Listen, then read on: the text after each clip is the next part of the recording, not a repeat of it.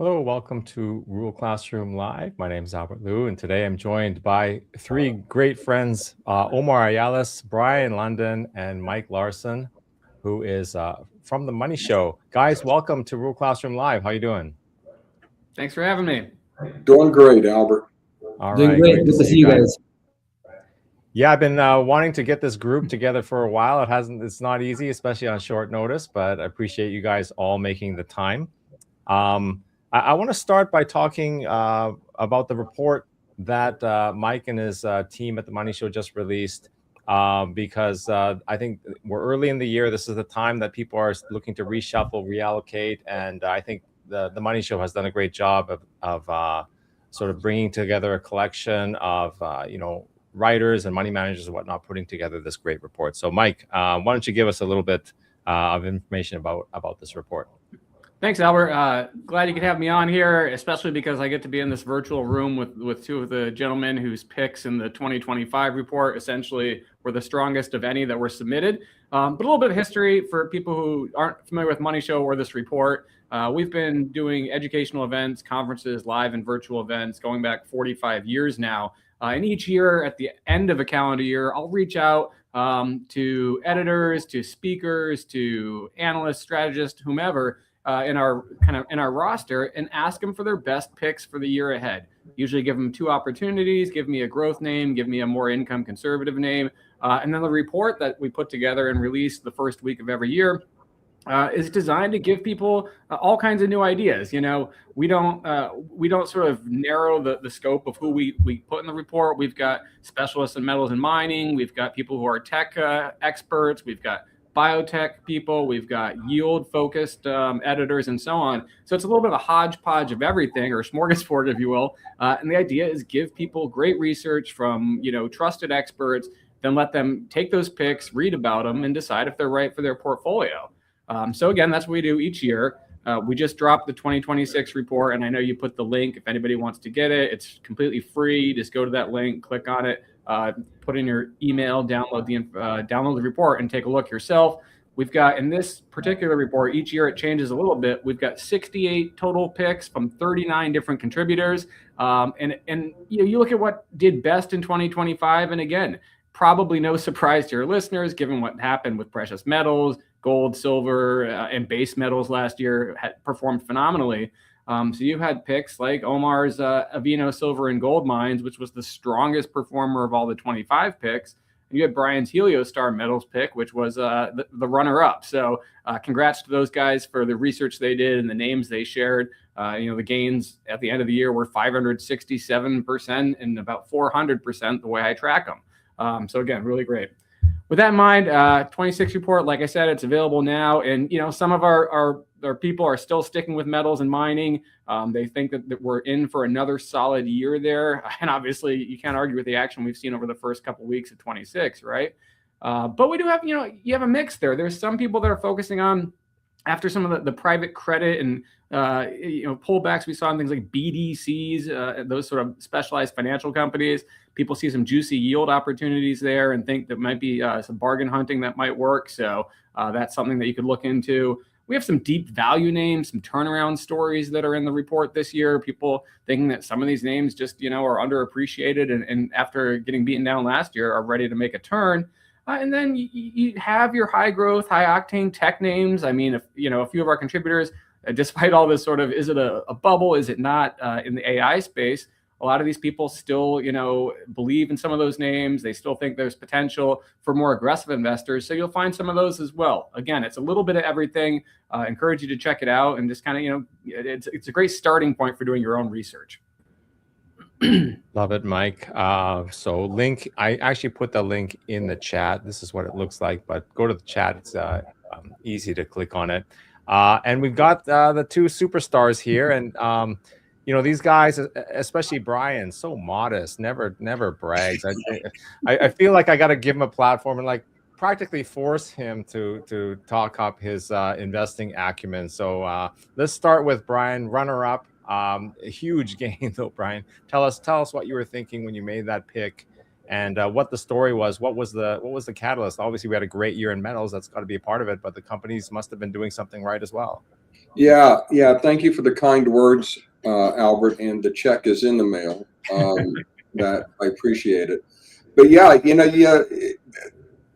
I don't know about Omar, but I do take extra care in compiling my picks for Mike and his team every year, because I'm going up against a lot, dozens of really good experts and analysts out there that they get for money show events. And a lot of them are mainstream. And this was one of those years when you really have to feel sorry for the mainstream analysts out there that had to go up against us in the junior mining sector. In fact, not to take anything away from what Omar and I did, perish the thought, but it was shooting fish in a barrel this year. You could have thrown a dart against the listing of the stocks in this sector and beaten most of those mainstream picks. It was not that hard to do. And we were fortunate to pick some really big gainers, but there were a lot of big gainers. And there's a lot in Omar's portfolio in his letter. There are a lot in my portfolio, even bigger gainers in my portfolio. And, for years previous, when gold wasn't in a bull market, when we compiled these reports, we've been able to pick some junior miners that have done extremely well, even in bear markets for the sector. And I think that speaks to the fact that this is a really inefficient market, and that even in bear markets, you can have some big winners if you know the right people to follow, if you do the legwork, if you go out there and try and find the best managers who have the most respective properties and at the right time. So if you put all that together and do your legwork in the sector, you can turn up some really big winners.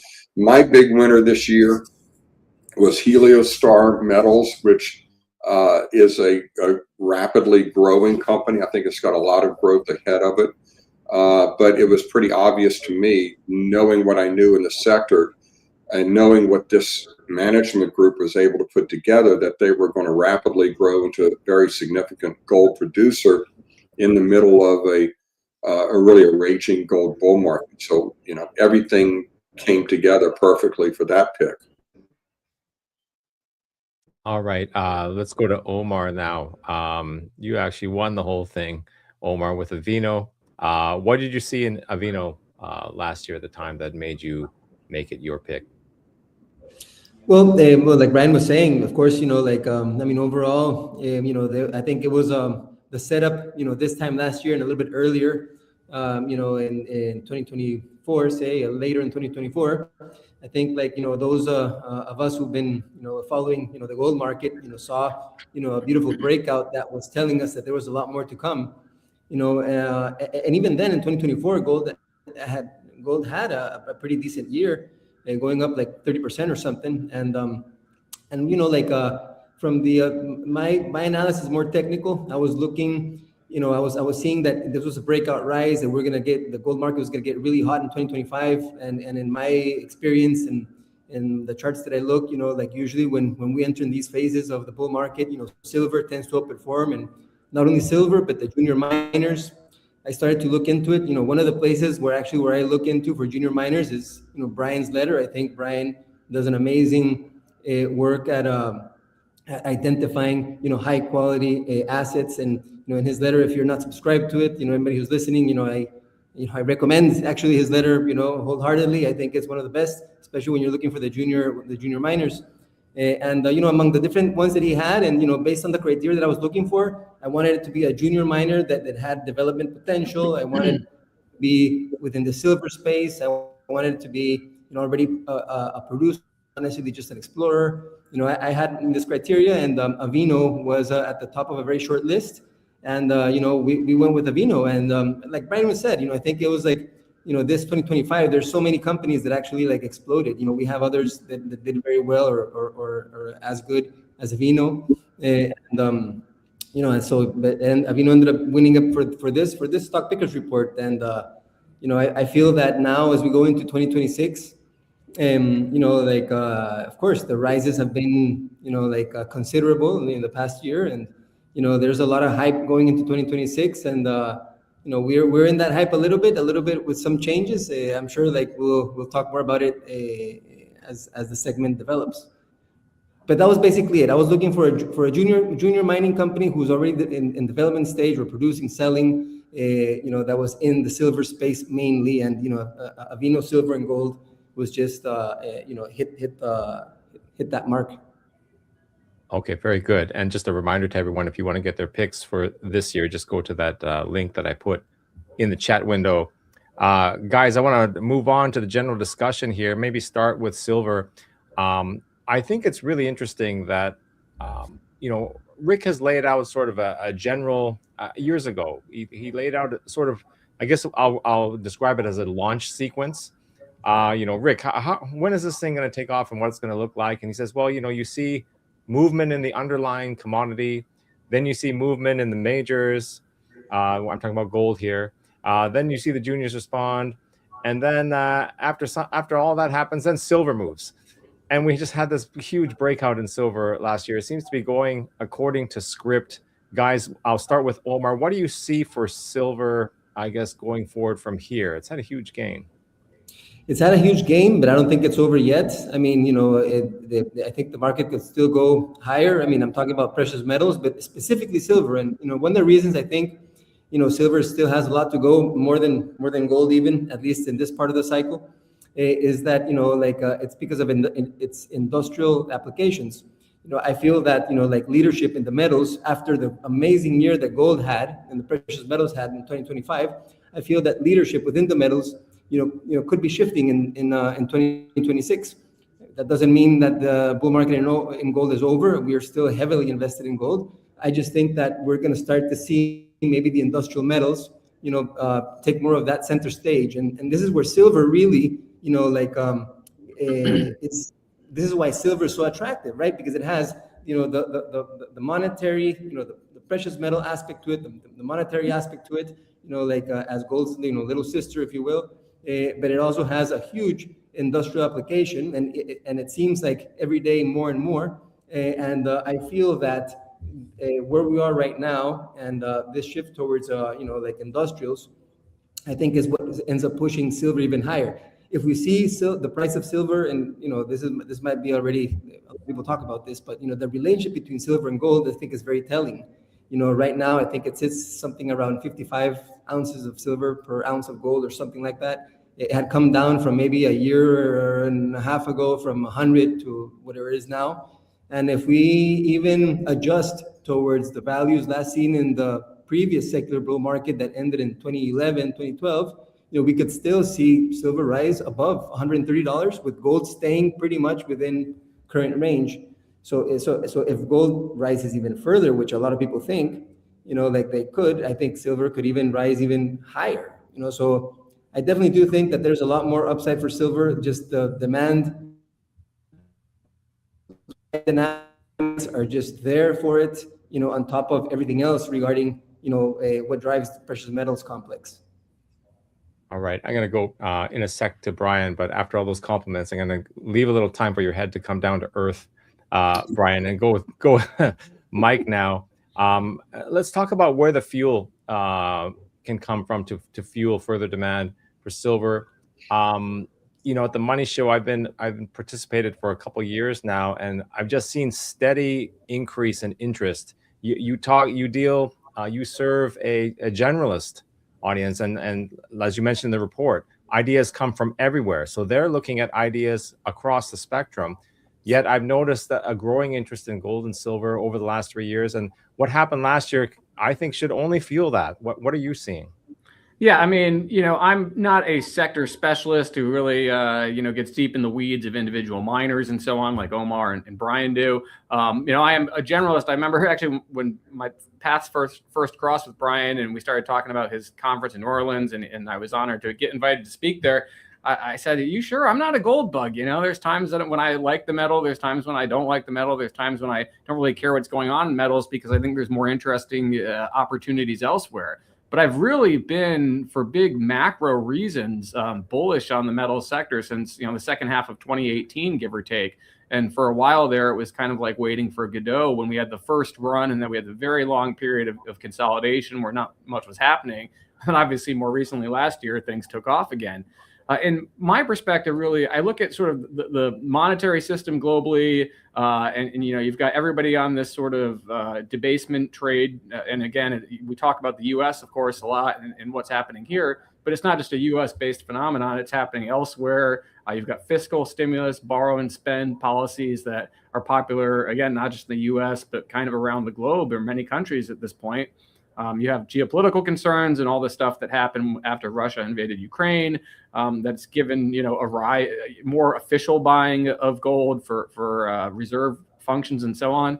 You tie that all together, especially with what's happening more recently politically and all the political pressure that's come on the Fed. And again, you're seeing a similar, somewhat version of that going on overseas as well. And it really does add up to a perfect storm for that sector. When I'm at when I go to our events, like you pointed out, we're not a metals focused conference company. Our events are sort of a smorgasbord, if you will. We bring speakers in all kinds of specialties and areas of expertise. But yeah, there's more conversations about metals, and that's probably a shift from what you would have seen 12 to 18 months ago, when a lot of the focus, a lot of the questions were about crypto. Whether you call it digital gold, what have you, that it was sort of the new and exciting thing, especially with all the stuff going on with crypto ETFs rolling out and a lot of money, mainstream money going into that sector. Now the conversation, that's still of interest. People still want to know what's going on there, but certainly there's more attention being paid to what's going on in the metal space, and for very good reason. We can see it all on our screens. And I think, again, longer term, a lot of those big picture forces are still in place. So I would still consider myself a metals bull, and that would, of course, include not just gold, but silver, and even what I think, again, from a generalist perspective, I find encouraging is that as the bull market's gone on, it hasn't been really just one metal doing the lifting, right? Last year, it wasn't just silver. We've seen platinum, we've seen palladium, we've seen, base metals, especially more recently, copper, tin, all these other, metals that have been participating because of concerns about smelters not being able to keep up global supply, not keeping up with demand driven by electrification and the AI trend and so on. So you throw it all in a pot, and again, I think it's still the conditions for a bull market in 2026. This isn't, in my opinion, just last year's story. Oh, yeah, excellent, well put. Brian's sort of the same question, but because the New Orleans Investment Conference is by pedigree, it is a hard money gold conference, but you've evolved over the years. So, you have representatives from all kinds of mostly alternative investment sectors, but we all compete against each other as well. And I found it in the past difficult to make the investment case. For instance, if someone is a yield investor, that's obviously a tough nut to crack if you're promoting gold. If you're going against, crypto, and crypto is going wild, then that's difficult. It also requires sort of an understanding of the big forces that Mike referred to, right? The macro forces that are going on. So it's a difficult case to make. It should be a heck of a lot easier this year, right? So, Brien, what are you seeing in terms of like gold versus other alternatives and the narratives there? Yeah, I've always said that there are two reasons to own gold and silver. One is as insurance, insuring against the depreciation of your currency, which you know is going to happen. So any money that you put in gold or silver will be protected against that depreciation. But it's not really an investment. It is that kind of wealth insurance. And then there is the investment angle, which is typically where the equities come in because they leverage this move when the metals are in a catch-up mode or in a bull market, which is what we're in right now. So here I am promoting gold and silver not as investments but as insurance, and then they go and perform like the most speculative high wire investments you could ask for, especially silver. What is it, up 100 and it ended the year up 145% or so, and it's kept moving since then. So yeah, it's been quite remarkable, and we have to, especially for silver, but also for gold, we have to step back and ask ourselves, why is all this happening?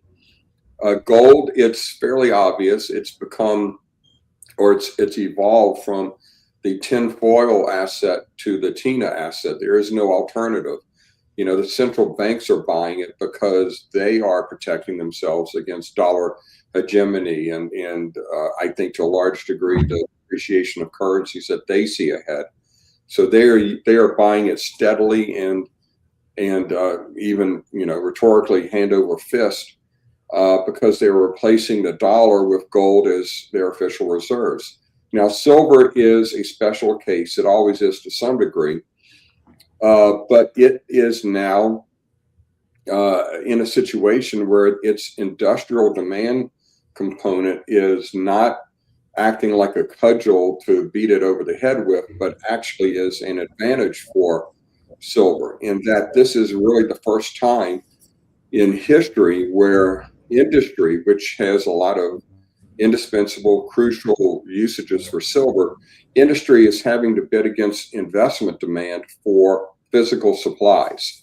They're taking deliveries from the futures exchanges. They are having to go into the market and find silver, where investors are also going into the market to find silver.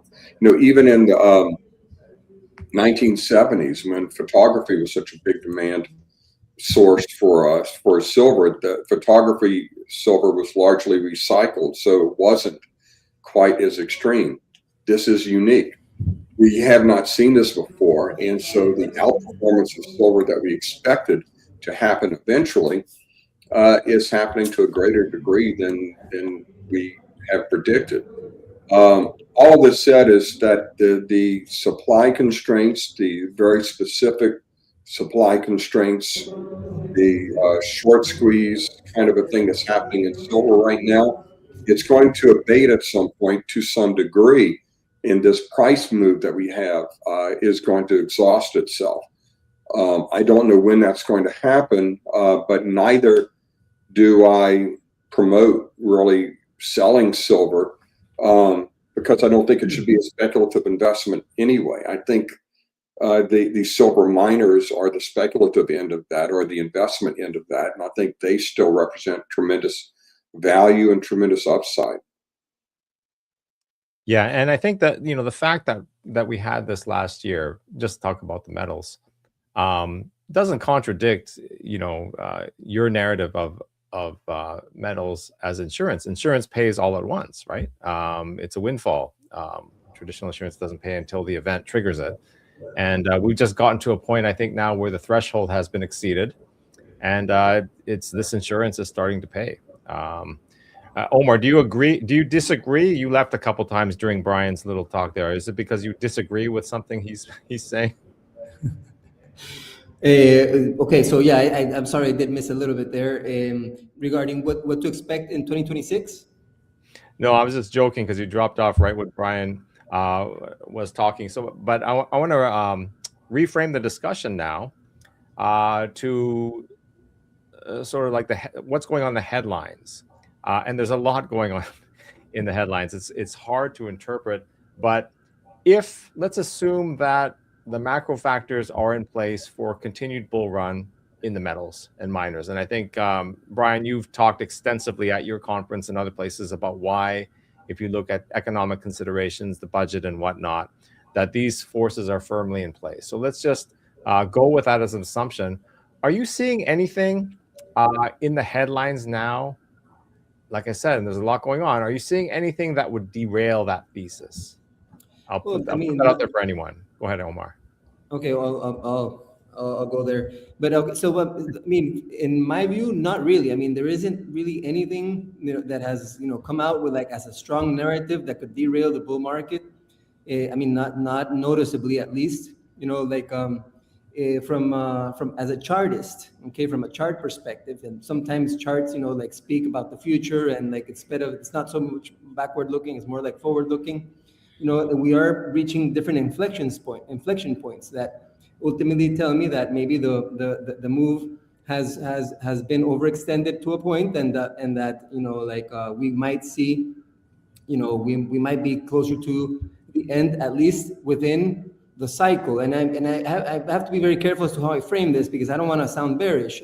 But I think after the magnificent rise that we saw last year, to see a repeat of that, I'm not saying it's impossible, but it's very likely that if it does happen, that is not necessarily it's more of a volatile instance. And what I'm seeing that could derail the market actually is just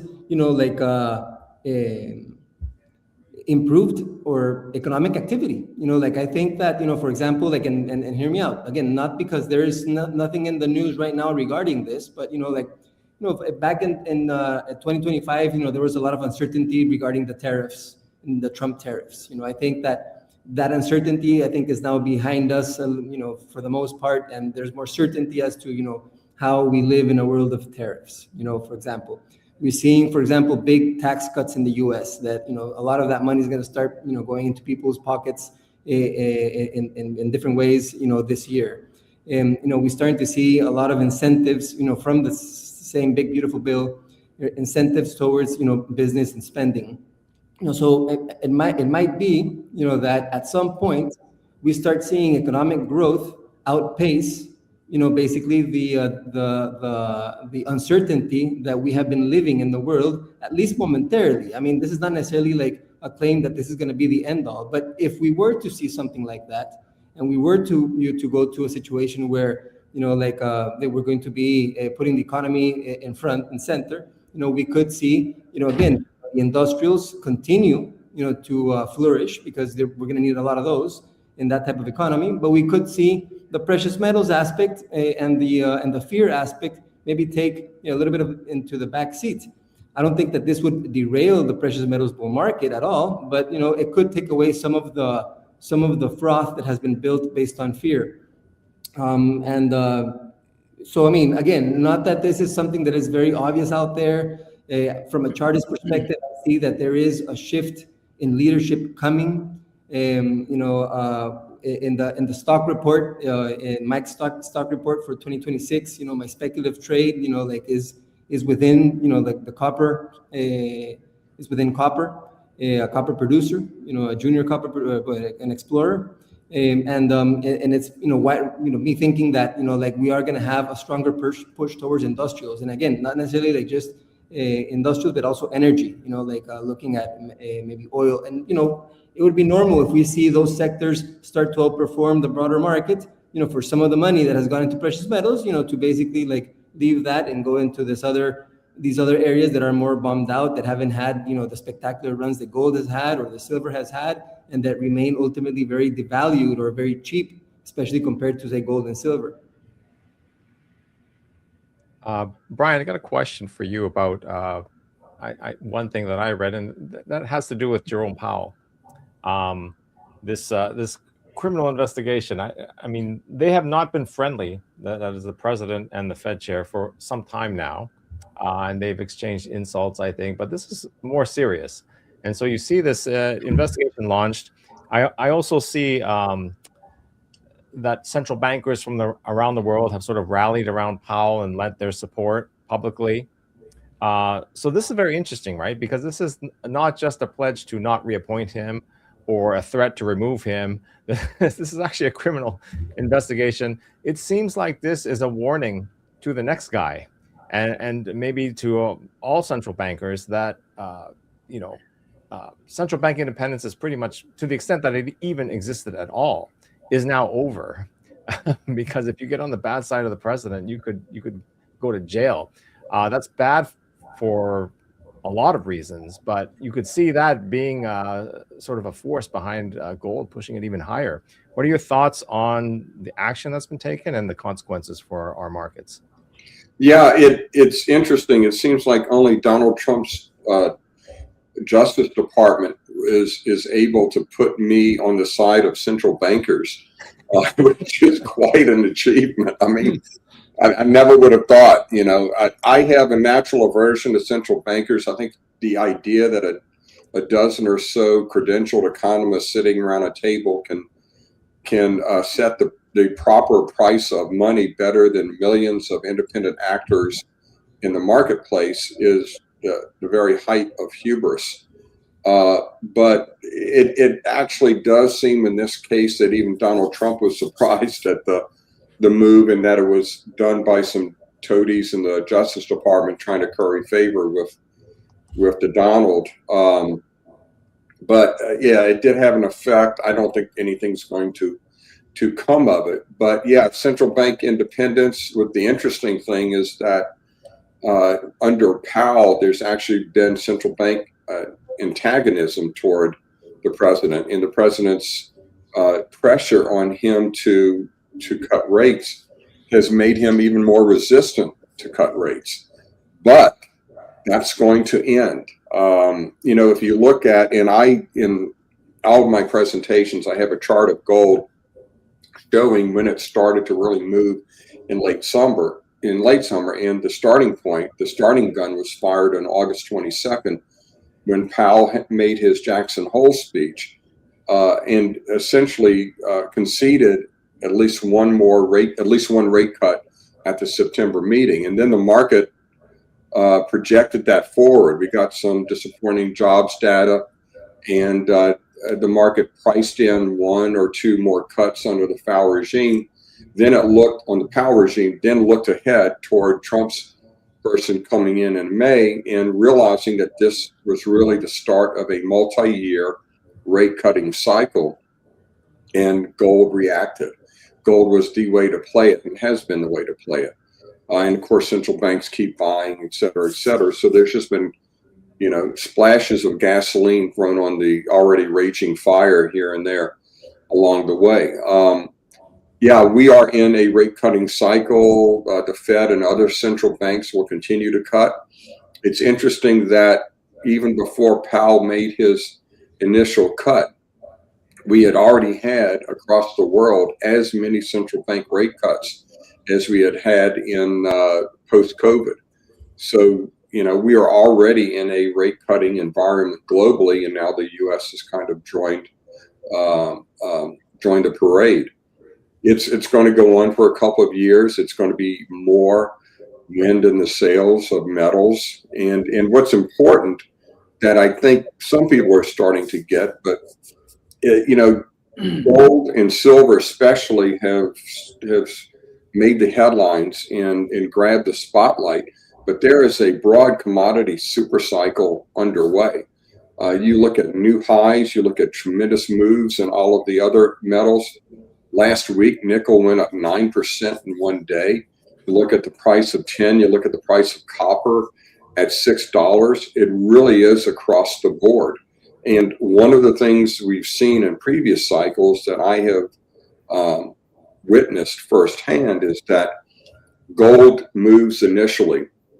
Gold brings a lot of attention to commodities in general, and particularly in the mining equities.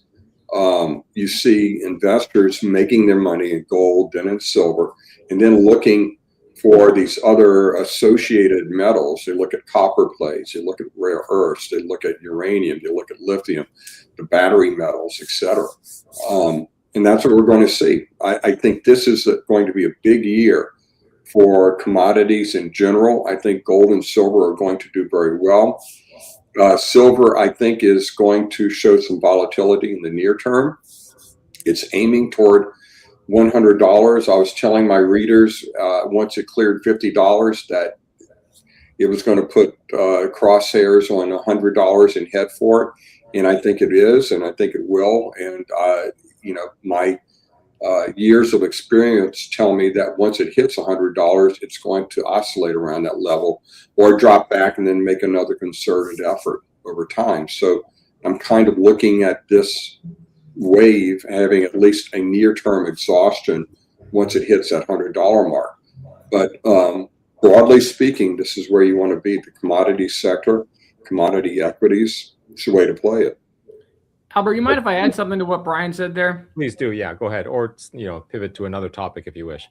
Yeah, no, I mean, I think Brian's point about the broadening out and the moves you're seeing, especially in base metals and some of these, rare earths and so on, is pretty amazing. And I think it really speaks to the geopolitical angle of the commodities rush. I'm kind of reminded of, back in the American West, when all of a sudden they used to have those, run out, you plant your flag, as long as you mark you put your flags and you mark your territory, and that's yours to have, when they wanted to basically settle the American West.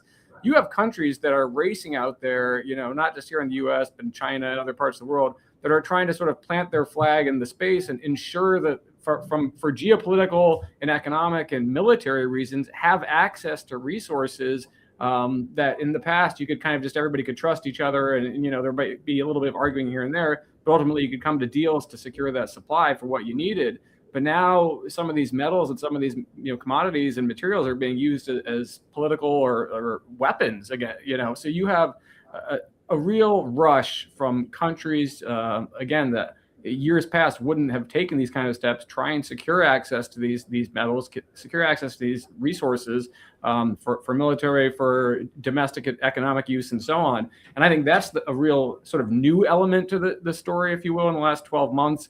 That kind of piles on top of the monetary and the other, Federal Reserve and foreign central bank related monetary reasons why metals were doing very well. So I just think that's a key part to the story in 2026 and really beyond, is that geopolitical angle to it. Guys, anyone want to add to that? I would say I agree with that completely. We are really fortunate to be in two major bull markets, one in the monetary metals for very distinct reasons, macroeconomic reasons, and one in all of the other metals and commodities for very distinct reasons. And I would say that, people have been talking about the dire situation in the U.S. being reliant on China for rare earths or critical metals across the board, really. And what's underappreciated, I believe, not just by investors, but also pros in the mining sector, is that this situation is easily solved. In mining, we look at the economics of a deposit, whether it can be extracted profitably and according to, 3-year trailing metals prices and the like. And then you look at what's been happening in these metals prices, and you have these big spikes, and that creates more uncertainty whether those prices will last. The bottom line is that when the government or governments look at this as a strategic national security issue, all of the economics get thrown out the door. They take stakes in mining companies, they guarantee pricing, they clear the way for permitting, etc. And we have not seen this before. This is another unique aspect to the market that we've never seen before. If a project has a seemingly insurmountable capex of $1 billion to produce rare earths at break even or even a slight loss, if the government wants that to happen, that check's going to get written. I mean, it is not even a rounding error on the government books. So all of this is going to be done by either the economics of rising prices or by brute force. And a lot of these companies, these junior companies that have these projects, are going to explode in value. It's just another evolving story in this commodity super cycle that we're going to be living through. Well, and and to add to what you guys are saying, I think what recently happened in Venezuela, I think is a clear example of that, right? Where yes, there is an intervention, but that ultimately it's probably a way to just secure those resources, for the future. You're talking about crude oil, the largest reserves in the world or thereabouts. And people talk about the oil. Nobody's talking about the ton of like silver and gold and copper that Venezuela has, and ultimately, you see, the U.S., of course, the more powerful countries.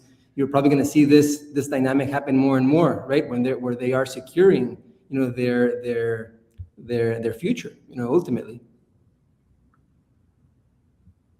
Oh boy, this is just trying to keep Brien in check today is going to be very hard here. Clinton says, Mr. Lundin, as a premium Gold Newsletter subscriber and a virtual New Orleans conference attendee, may I take this opportunity to sincerely thank you. There we go. Thank you, Clinton. Thank you. Can I get a question in? Actually, a couple questions here, and we'll start with the one from Clinton. He observes, probably this is for Brien, that the silver miners, they haven't really benefited proportionately from the wild increase in the commodity. These things take a while to price in. You see that all the time. So now he's asking that, look, if even in the event of a spot price correction to say like 30 or 40%, will the miners still see gains after a Q4 earnings report? Yeah, and I would tell Clinton to watch his inbox, because I'm writing on something on that today, and that he'll get a little bit later this afternoon. But they have not performed yet, and I think that's a real area of opportunity. If we get a fallback in the silver price, even the silver producers will drop back in price. They'll take a hit as well. They tend to leverage. Silver leverages gold on the upside and the downside. The silver miners leverage silver on the upside and downside. So yeah, they will take a hit, but they have not really moved yet either. And because I think we will have elevated silver prices and generally rising silver prices over the next year, I think those silver miners in silver junior exploration plays will be a great place to be. And as you know, we have a bunch in our portfolio that have done very well. We've added a couple of new ones over the last month that I think are going to do really well. Yeah, I think they're the place to be. I think that's the way to play this. Ironically or weirdly, silver itself has become more volatile than the silver equities lately. But I think everything's going to settle down.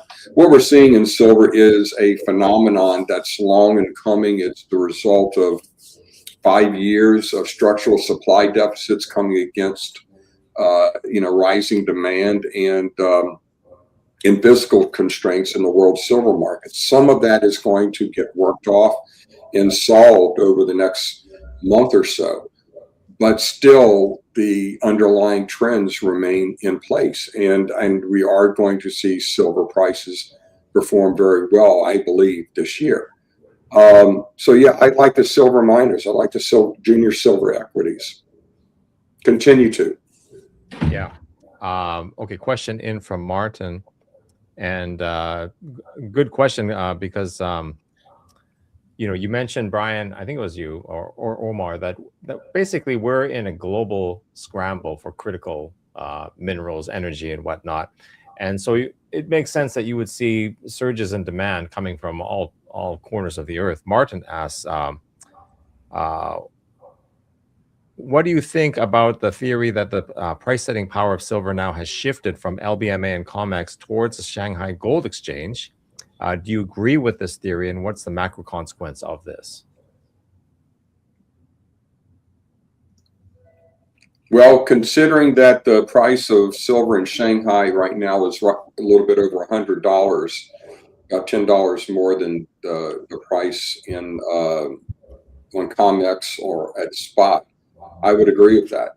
A lot of the demand, physical demand, and the effects of this supply disruption are being felt in Asia and in China, and you can even see that in the pricing when we have a bit of a down day in silver, like today. It starts in Asia, and when we have a big up day, it starts in Asia. So I think, yeah, that's what's happening. That's been the goal of China for a while, and I think it's being realized, especially with the problems we've had between COMEX and the LBMA, and the supplies and the interrelations between those two markets. Okay, let's speed through just two more questions, Brien, and then we'll get to the closing remarks. Just very quickly, John wants to know what you think about Dakota Gold. I like it. I like Bob Quartermain. It is a U.S. play, a U.S. listed play. It is a fairly advanced play and higher market cap than I typically cover in Gold Newsletter. I think it's a good place to be. Bob is, the term serially successful is kind of trite, but it doesn't apply to anybody in this industry better than it does apply to Bob Quartermain. So I like the play, and you're in good hands. Management is so important, and you can't find better management than that. Okay, last question here. Padre asks, is the Lundin family heading more into a pure copper play now after the sale of the mine to Talon? Well, unfortunately, I don't get invited to the family reunions of the Lundin mining family. I've been trying to get my way into the estate, but they are stubbornly resisting those efforts. So I don't know what their motivations are in that. I think they have enough money to spread around, but they're awfully smart. They've got a number of copper plays. They've got a number of gold plays. The Lucara financing, I just saw that come across the wires. It's just remarkable. Was it $130 million or something like that for a diamond play? Makes me disappointed that I sold Lucara a number of years ago. Yeah, I really can't say what their motivations are. We share our last name, but other than that, no more information. No insider information. No Okay. insider information.